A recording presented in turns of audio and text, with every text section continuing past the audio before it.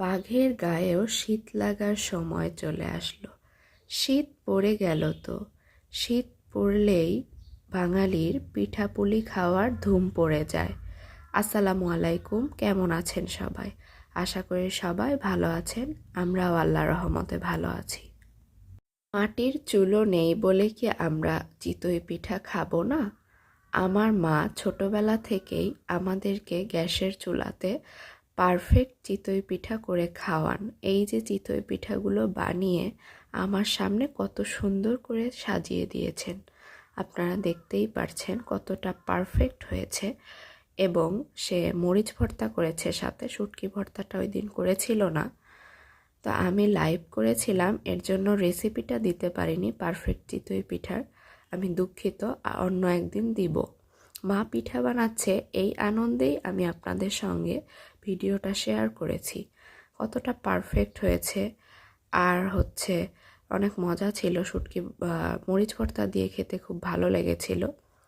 কথা বলতে বলতে সব পিঠাগুলো তৈরি হয়ে যাচ্ছিল। অনেকে বলতে পারে যে এত ছোট কেন পিঠাগুলো? আসলে মাটির চুলায় না তো, এটা তো গ্যাসের চুলায়, মাঝখানে আগুন লাগে, তাই তাওয়াটা বা শাঁসটা একটু ছোট নিতে হয় যাতে পারফেক্ট হয়। তারপরে আমি মাংসের ঝোল দিয়ে খাচ্ছিলাম। আমি আসলে শুকনো চিতই পিঠা খেতে খুব পছন্দ করি।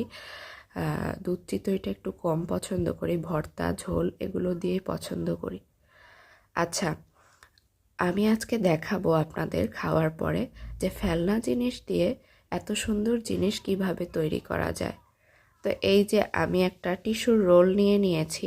তো এটাকে কাগজ দিয়ে আটকে দিলাম নিচে, তারপরে সাদা একটা কাগজ দিয়ে পেঁচিয়ে নিয়েছি।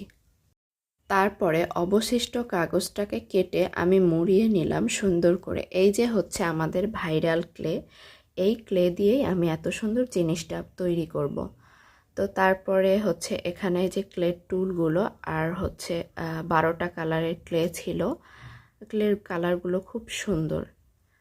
যারা আমার ভিডিওটি দেখছেন, যদি চ্যানেলটি সাবস্ক্রাইব করা না থাকে প্লিজ আমার চ্যানেলটি সাবস্ক্রাইব করবেন। আচ্ছা, ক্লেটাকে বের করে নিচ্ছি। প্রথমে পিঙ্ক কালার ক্লে নিয়েছি আমি, আপনারা আপনাদের পছন্দ মতো ক্লে নেবেন। তো ক্লেটা নিয়ে একটু মুথে নিতে হবে যাতে পানি না থাকে। আচ্ছা, এর ভিতরে অনেক পানি থাকে, এর জন্য মুথে নিতে হবে। তারপর আমি রোল করে নিলাম। রোল করে স্ক্যাপার দিয়ে গোল গোল করে নিচ্ছি। আসলে আমি ভিডিওটা একা একা করেছি, শ্যুট করেছি, যার কারণে আমি অনেক কিছুই মিস করেছি শ্যুট করতে।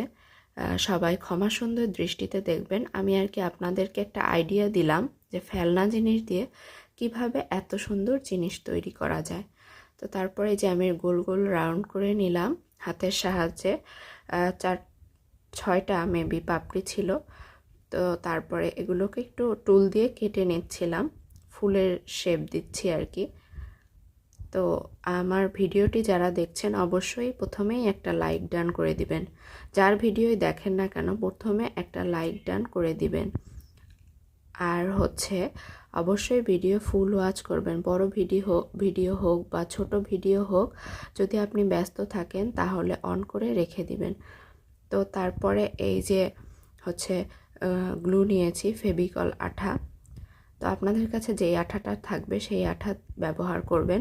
আঠা ছাড়া কিন্তু কখনো ফুলগুলো লাগানো যাবে না। হয়তো প্রথম দিন লাগবে, পরের দিন খুলে যাবে, শুকিয়ে একদম পড়ে যাবে। তো আমি রোলের সঙ্গে সবগুলো ফুল বানিয়ে এরকম একটা একটা করে লাগিয়ে নিব। তো বললামই আমি একা একা ভিডিও করছিলাম, এর জন্য সব ভিডিও করা হয়নি। তারপর রোলের মাঝখানে আমি অনেক ক্লে দিয়ে নিয়েছিলাম। ক্লে দিয়ে একটা ডাল বসিয়ে ডালটাকেও ক্লে দিয়ে পেঁচিয়ে নিয়ে পরে ডালের মাথায় মাথায় আমি ফুল বসিয়ে দিয়েছি। কত সুন্দর হয়েছে। আইডিয়াটা নিশ্চয়ই অনেক ভালো ছিল। ফেলনা জিনিস দিয়ে এত সুন্দর জিনিস বানিয়েছি। আমার তো খুব ভালো লেগেছে। আপনাদের কাছে কেমন লেগেছে কমেন্ট করে জানাবেন। ভিডিওতে আমার কথায় যদি কোনো ভুল হয়ে থাকে তাহলে ক্ষমা সুন্দর দৃষ্টিতে দেখবেন। আল্লাহ হাফেজ। Thanks for watching. Don't forget to subscribe.